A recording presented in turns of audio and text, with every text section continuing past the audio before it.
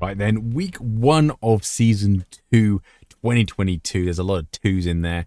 And yeah, we are cracking off with the F3. So the F3 has slidden down from the prime of Spotlight, let's say. I am following the IR04 all this season, every single week, and yeah, I'll fill in the F3 where I can. Obviously, Skippy takes priority, and then F3 second, and then Radical is third. Otherwise, yeah, we're at Watkins Glen, the new layout. Very, very fun around here. And I don't know what's happened in the update, but this car seems a little bit more controllable. It's still very easy to face the wrong way, don't get me wrong, but yeah, very, very nice. Have a gander of the tabs rule. This is on most of the newer tracks. It shows you where the off tracks are and what you can be cheeky with and what you can't be cheeky with. So always good to have a gander at that. It does pop up now every single time it is available on the circuit. But otherwise, in these track guides, I show you the track info live on the session. So you can see there's the setup we're using. We follow the fixed setup just to so you know everyone knows where they are, everyone knows where they stand, and the ridiculously long name that is Watkins Glen 2021 full no loop. So that's the setup we were using, which should be the same setup that you'll be using in the race. Air temp and track temp should be pretty damn close to what you're going to be finding in the race time, which the date and time should be roughly set there as well. Track usage, we're changing it to 44%, which is my car number, as you can see on the screen on the nose cone. We used to have it at 45, which is moderate usage. If it's low, you'll have less grip. If it's high, you should have more grip. Otherwise, the lap I'm actually going to show you is all the way down here, lap 25, a 137.881. Now, mid to low 38s for me consistently. When I string a lap together, we do nip into the 37s. It's one of these tracks where you definitely have to compromise some of the entrance to get a better exit, particularly at turn 1. Turn 1 is by far the most important corner on the track to get right, because you are full throttle for a very, very long way. So bear that in mind. Otherwise, you should see 2 screens above your head. One is how I get into these sessions if you want to practice before the sessions go live. So that's how I do it. That's also how I create these hosted sessions that I do. And the other one is my Discord, where I have the OLAP, BLAP telemetry and replay file, so you can see exactly how I've done what I've done. And also you have a Google Docs there as well, so it tells you what track guides I'm doing and how they appear in this season. Update it every single season, so it's always relevant.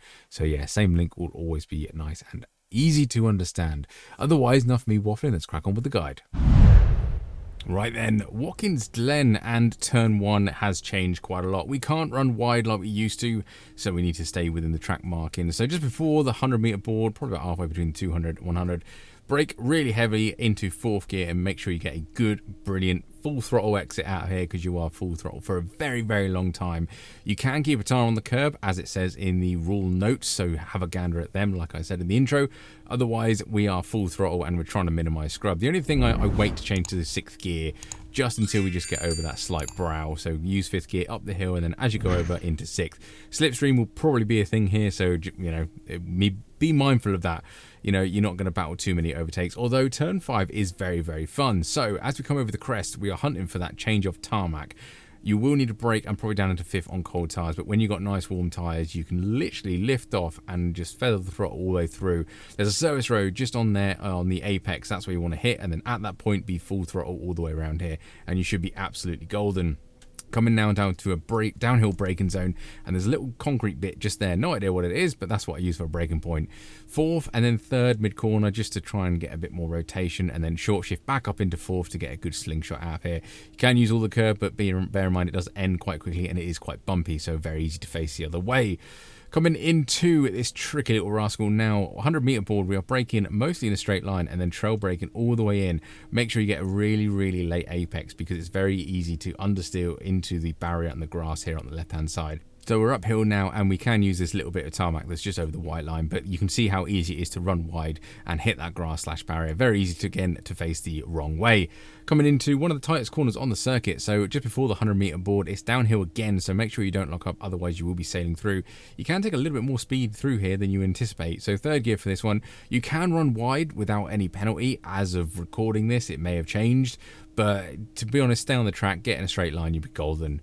Just as we're coming up the hill now, you want to get most of your braking done before we hit the top of the crest, because otherwise you will rotate the car and face the wrong way again. And look at me feather the throttle. I'm not full throttle, and even then it steps out a little bit. So because we just had some fast corners, I'm guessing tyre temperature is a little bit warm. So just be mindful of that coming out of there. Again, very easy to understeer into the barrier / spin. 100-meter board, we are still pinning that throttle full down, and in a nutshell, this is flat out. Don't even worry about it, just try not to scrub too much speed off. Bring the car over to the left-hand side now, and we are looking for the end of this barrier. Now, two techniques. You can either lift off here and coast the car around, or a little graze the brake just there.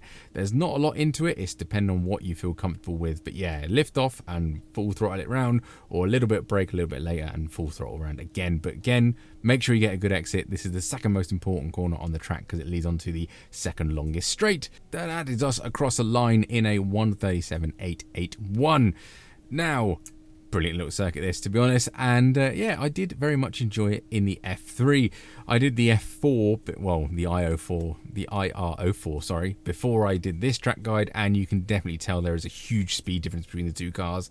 The braking potential and the acceleration potential is definitely noticeable. So yeah, really did enjoy this, and yeah, fingers crossed we have fun racing around here. Watkins Glen is always fun, particularly through the S's. There is normally a lot of carnage, so be warned about that.